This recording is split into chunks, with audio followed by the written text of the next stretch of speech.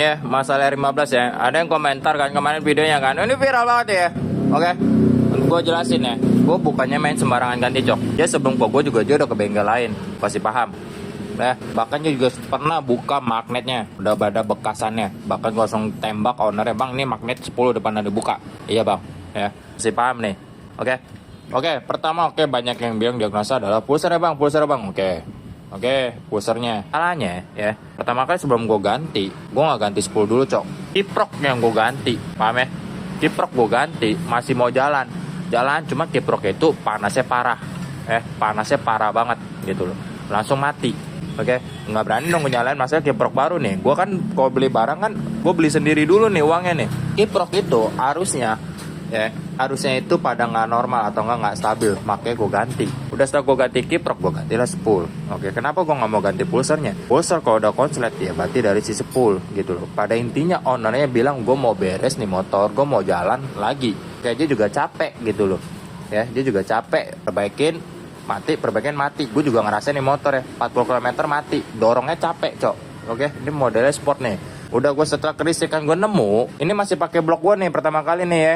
TB-nya udah gede. Dia katanya beli second, TB udah gede, kan? Kalau misalnya dia mau ganti eja ada TB standar orinya juga udah gue gantiin TB standar orinya gitu. Blok dia juga udah baret. Beda sama blok Honda. Blok dia kan full babet. Beda sama Honda nih. Honda ada namanya boring. Gue kasih pinjem blok gue, full gue ganti baru sama kiprok itu buat bisa ngetes jalan gitu loh. Ya kan ya?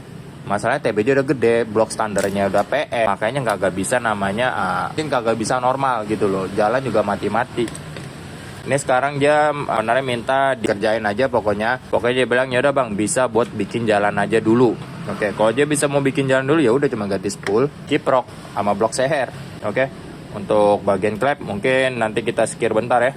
Ini dia pakai di Moto1 63 sama injektor ganti di 180 cc CPO ya. Baru ini motor bisa jalan gitu. Dan sekarang gue proses ya. Oke, sebelum berkomentar pahamin dulu nonton videonya yang bener ya. Oke. Bang, nih ya blok Moto1 ya, pakai 63 ya. Oke. Moto1, injektor di CPO 180 cc ya. Tinggal gas. Nih, lagi dibongkar ya. Nih, spool baru ya.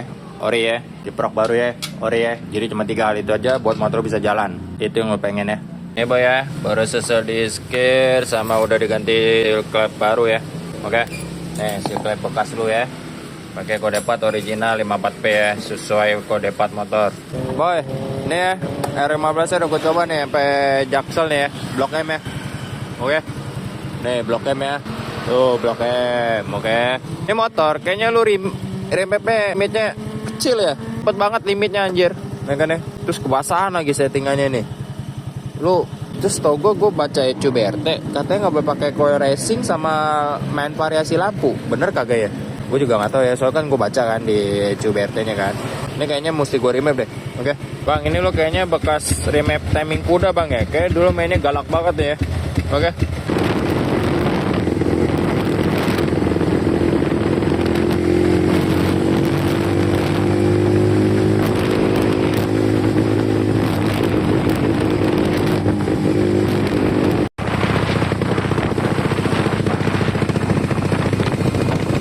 Bang, ini lu kayak coba map sendiri ya.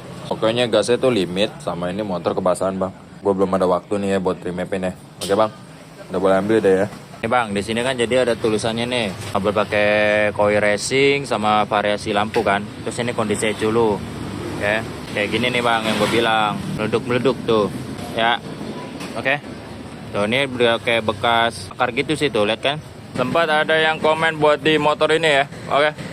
Coy, gue sebelum ganti apapun itu gue memastikan dulu. Bahkan ownernya aja udah konfirmasi aja ini motor masuknya tantangan ya, teka-teki karena 40 km mati. Sebelum gue ganti ini itu juga gue ngetes dulu. Gue ngetes ganti blok dulu ya kan, yang ternyata bloknya udah ganti blok masih sama 40 km. Gue cek listrikannya, ternyata kiprok ketika panas dia panas ya enggak seperti normalnya lah gitu kan ya. Udah gue ganti kiprok masih sama, terus kok kiprok yang baru malah panas juga. Akhirnya gue bongkar spool. Oke, gue bongkar spool karena spoolnya pernah bongkar. Pertama kali datang gue juga pernah lihat ya, spoolnya pernah bongkar, bahkan langsung gue celutukin ke customernya. Oke, tapi customernya kan kayak konfirmasi agak-agak aneh, jadi gue lebih waspada ngerjain motor ya kan. Lo orang komen sedangkan ini kerjaan motor ya. Di gue yang beresin. Justru kerjaan gue dari lo orang, cok. Lo orang komen aja ya kan ya. Kerjaan dari lo orang, gue yang kerjain, gue yang selesain, tapi komen baik, ya kan. Pakai selesain kerjaan customer lo itu. Intinya motor udah gue beresin, udah tes tempe jaksel dan segala macam ya bang ya. Oke, di sini pokoknya pertama adalah kerusakan lo di bagian mesin sama sensor sama listrikan nih.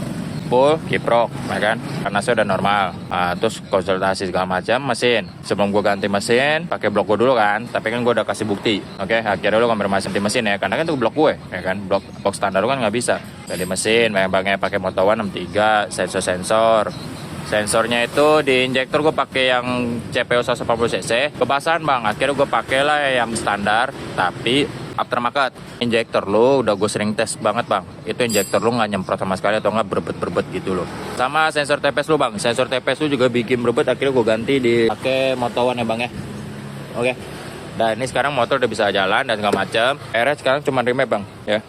Ini kebasan banget sih, karena kan ECU BRT lu meleduk-meleduk tuh belakangnya kan. Gua nggak tahu ya ECU-nya masih layak pakai apa enggak, tapi lu coba aja remap. Gua nggak punya waktu buat remapin bang. Oke bang ya. Oke, gue udah kasih bukti, finish kerjaan gue udah tes sampai jaksel. Oke, udah berkali-kali gue tes.